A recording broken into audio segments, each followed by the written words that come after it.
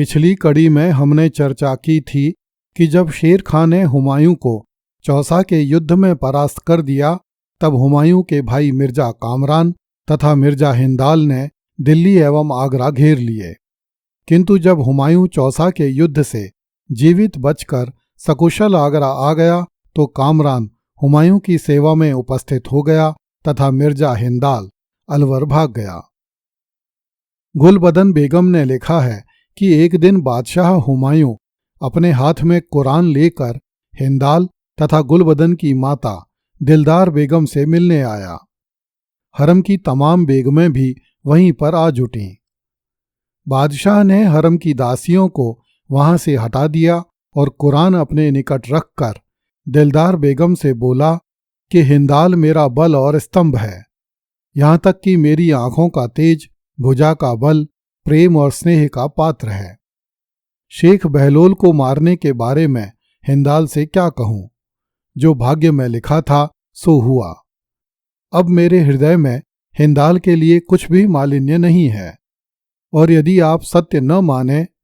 इतना कहकर हुमायूं ने फिर से कुरान अपने हाथ में ले लिया। इस पर दिलदार बेगम ने हुमायूं के हाथ से कुरान ले ली और हुमायूं से कहा कि आप ऐसा क्यों करते हैं। इस पर हुमायूं ने कहा, ठीक है, गुलबदन बेगम जाकर हिंदाल मिर्जा को लेवा लाए। इस पर दिलदार बेगम ने कहा कि यह लड़की अभी छोटी है, इसने कभी अकेले यात्रा नहीं की है, यदि आज्ञा हो तो मैं जाऊं। हुमायूं ने कहा कि आप हमारी माता हैं, मैं आपसे कैसे कहूं, किंतु यदि आप जाएं तो हम सब पर बड़ी कृपा होगी। हुमायूं की अनुमति मिलने पर मिर्जा हिंदाल की माता दिलदार बेगम स्वयं आगरा से अलवर गई और हिंदाल को किसी तरह समझा बुझाकर आगरा लेवा लाई। हिंदाल बादशाह हुमायूं की सेवा में उपस्थित हुआ और क्षमा मांगते हुए बोला कि शेख बहलोल शेर खां को हथियार भिजवाता था, इसलिए मैंने उसे मार डाला। हुमायूं ने हिंदाल से एक शब्द भी नहीं कहा और उसे क्षमा कर दिया। गुलबदन बेगम ने लिखा है कि जब बादशाह हुमायूं चौसा से निकलकर नदी पार कर रहा था, तब वह एक भंवर में फंस गया। इस पर एक मसक्ची ने हुमायूं के प्राण बचाए तथा उसे नदी पार करवाई। इसलिए बादशाह उस मसक्ची को अपने साथ आगरा ले आया तथा उसे अपना विश्वस्त अनुचर बना लिया। बादशाह ने एक दिन सब अमीरों को बुलाकर उनके सामने मसक्ची अर्थात भिश्ती को अपने तख्त पर बैठाया और उसे 2 दिन की बादशाही प्रदान की। हुमायूं ने अपने अमीरों को आज्ञा दी कि वे मसक्ची को बादशाह समझकर सलाम करें तथा 2 दिनों में वह जो भी आज्ञा दे उसका पालन करें। मसक्ची ने 2 दिन तक बादशाही की तथा अपनी मर्जी के अनुसार अपने लोगों को जागीरें तथा मनसब प्रदान किए।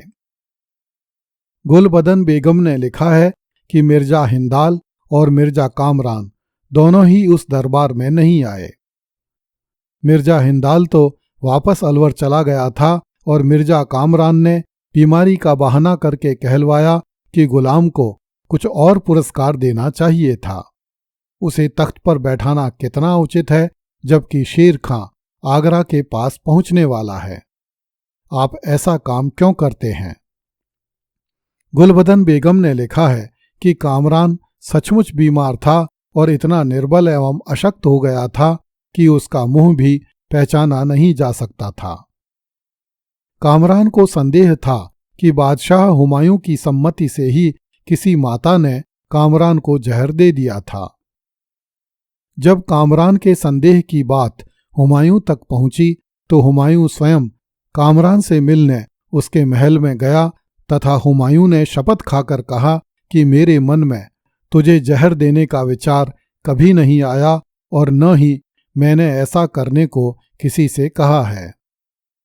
हुमायूं के सौगंध खाने पर भी कामरान के मन का संदेह दूर नहीं हुआ।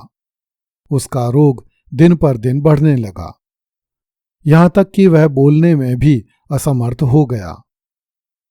कुछ ही दिनों बाद हुमायूं को समाचार मिले कि शेर खां लखनऊ होते हुए आगरा की ओर बढ़ रहा है, तो हुमायूं ने भी एक सेना लेकर कन्नौज के लिए प्रस्थान किया। कुछ इतिहासकारों ने लिखा है कि इस समय कामरान के पास 20,000 सैनिक थे। हुमायूं ने कामरान से कहा कि वह अपनी सेना को मेरे साथ कन्नौज भेज दे, किंतु कामरान ने मना कर दिया। इसी प्रकार मिर्जा हिंदाल भी बिना कुछ कहे सुने अलवर चला गया। हुमायूं ने मिर्जा अस्करी से सहायता मांगी, किंतु मिर्जा अस्करी ने भी हुमायूं को निकम्मा समझकर उसकी सहायता करने से मना कर दिया। आशीर्वादी लाल श्रीवास्तव ने लिखा है कि मूर्ख कामरान को लगता था कि यदि शेर खां ने आगरा पर अधिकार कर लिया तो वह कामरान को पंजाब एवं हिसार फिरोजा पर शांति से शासन करने देगा। हुमायूं इस समय मुसीबत में था और शेर खां जैसा प्रबल शत्रु आगरा की ओर बढ़ा चला आ रहा था, इसलिए हुमायूं ने अपने भाइयों से कुछ नहीं कहा और स्वयं ही एक सेना लेकर कन्नौज चला गया।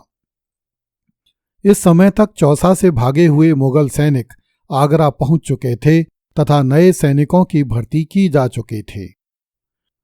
इस कारण हुमायूं के पास 90,000 सैनिक हो गए थे, किंतु उनमें से अधिकांश पराजित और अनुभव शून्य थे। जब हुमायूं गंगा जी के पार चला गया तो कामरान ने भी आगरा छोड़ दिया तथा लाहौर की तरफ रवाना हो गया। कामरान ने हुमायूं को पत्र लिखकर सूचित किया कि मेरा स्वास्थ्य बहुत खराब है, इसलिए मैं आगरा से लाहौर जा रहा हूं। यदि आप गुलबदन बेगम को भी मेरे साथ जाने की आज्ञा दें तो आपकी बड़ी कृपा होगी, क्योंकि वह मेरी सेवा अच्छी तरह कर सकती है। हुमायूं ने पत्र लिखकर गुलबदन बेगम को कामरान के साथ लाहौर जाने की आज्ञा दे दी, किंतु गुलबदन की माता दिलदार बेगम ने कामरान से कहा कि यह छोटी है तथा इसने कभी भी हम लोगों के बिना यात्रा नहीं की है, इसलिए इसे मत ले जाओ। इस पर कामरान ने दिलदार बेगम से कहा कि आप भी इसके साथ चलिए। गुलबदन बेगम भी कामरान के साथ नहीं जाना चाहती थी, किंतु कामरान ने 500 सैनिक और बहुत सी दासियों एवं धाय माताओं को आदेश दिए कि वे गुलबदन को लेकर आएं। गुलबदन ने लिखा है कि अंत में बहुत रोने पीटने पर भी मैं अपनी माता, बहनों और विमाताओं से बलात् अलग की गई। मैंने बादशाह हुमायूं को पत्र लिखा, मुझे आपसे ऐसी आशा नहीं थी कि आप मुझे अपनी सेवा से अलग करके कामरान को दे देंगे।